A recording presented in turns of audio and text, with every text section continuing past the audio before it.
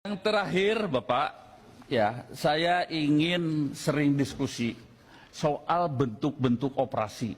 Apakah ini BKO polisi ataupun diperbantukan kepada polisi, dan ketika itu ya timbul masalah-masalah, ya anggarannya seperti apa dan sebagainya. Sebetulnya untuk TNI itu sudah ada landasan hukumnya. Saya ingin sampaikan ya, dalam Undang-Undang Nomor 34 Tahun 2004 Pasal 7, ya, saya sebutkan ayat 1. Tugas pokok TNI adalah menegakkan kedaulatan negara, mempertahankan keutuhan wilayah negara kesatuan Republik Indonesia, dan seterusnya. Tugas pokok sebagaimana dimaksud pada ayat 1 dilakukan dengan operasi militer untuk perang, operasi militer selain perang. Nah, operasi militer selain perang itu mulai dari mengatasi gerakan separatis bersenjata. Jadi tidak usah Bapak menunggu perpres, tidak usah menunggu kita menjadi pembantunya polisi, tidak usah. Tidak usah, ini dasar hukumnya ada dan sudah dibuat tahun 2020, tahun 2004. Ya, kenapa tidak dimanfaatkan?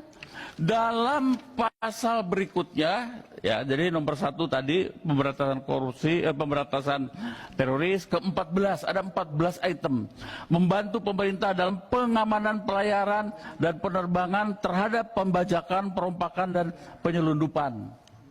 TNI juga boleh masuk dalam urusan-urusan itu. TNI juga boleh membantu menanggulangi akibat bencana alam, mengamankan tamu negara, sudah jelas dan sebagainya. Ada 14 item, silahkan dimanfaatkan, dipakai, ya. Karena apa? Dalam hal misalnya mengatasi teroris saja, itu ada dalam Undang-Undang Nomor 5 Tahun 2018 tentang pemberantasan teroris, pasal 43, coba ayat 1. Tugas Tentara Nasional Indonesia dalam mengatasi aksi teroris merupakan bagian dari operasi militer selain perang. Kenapa kita tidak bergerak, saudara-saudara? Tentara Nasional Indonesia bergerak atas dasar undang-undang ini. Kenapa harus menunggu diperbantukan kepada polisi? Kenapa harus juga menunggu perpres dan sebagainya yang notabene macet sekarang karena tidak setuju oleh Kapolri? Ya, sudah didiskusikan perpres pelibatan itu di sini bolak-balik dan sebagainya. Ya, sudah dibicarakan juga di tingkat pimpinan DPR, tetapi juga kan tidak pernah ditandatangani oleh Presiden. Nah, mari saya mengajak, aturannya ada, ya. Kemudian ada pasal memang, ya, di sini ayat 3, ketentuan sebagaimana dimaksud pada ayat 2. Ayat 2 itu adalah 14 item dari operasi militer selain perang itu dilaksanakan berdasarkan kebijakan dan keputusan politik negara. Waktu saya menjadi pimpinan Komisi 1, saya pernah menanyakan kepada Mahkamah Konstitusi. Waktu itu yang menjadi ketua MK-nya adalah Bapak Jimli Asidik. Silahkan tanya. Menurut beliau, yang dimaksud dengan ketentuan sebagaimana dimaksud pada ayat 2 dilaksanakan berdasarkan kebijakan dan keputusan politik negara. Jadi tinggal ya, apakah itu Menhan atau Panglima TNI atas nama Presiden datang ke DPR, dalam hal ini Komisi 1, berdiskusi memaparkan rencana operasi itu. Tujuannya apa? Durasinya berapa?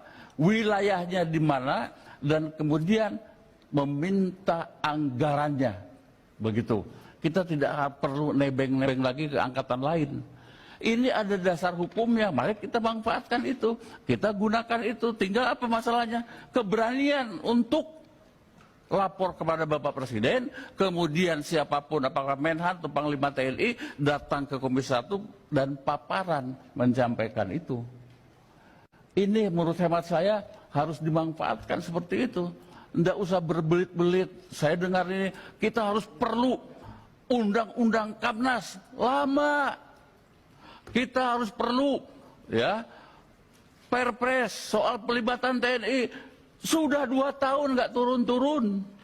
Iya, sudah penempatan ini saja. Sama seperti rapat. Sama seperti yang sudah-sudah adalah ketika TNI mengirim pasukannya ikut dalam perdamaian dunia. Hanya itu saja. Menhan, Panglima TNI lapor, kami akan mengirim ke sana jumlahnya sekian, anggarannya bagaimana, diselesaikan dengan Bankar dan sebagainya. Selesai berangkat, sekian ribu, berapa tahun dan sebagainya. Jadi ini kita manfaatkan. Mohon ini silahkan saja kalau menurut hemat kami. Dan saya yakin Komisi 1 pasti insya Allah demi bangsa dan negara pasti mendukung. Saya kira ini saja pimpinan. Wassalamualaikum warahmatullahi wabarakatuh.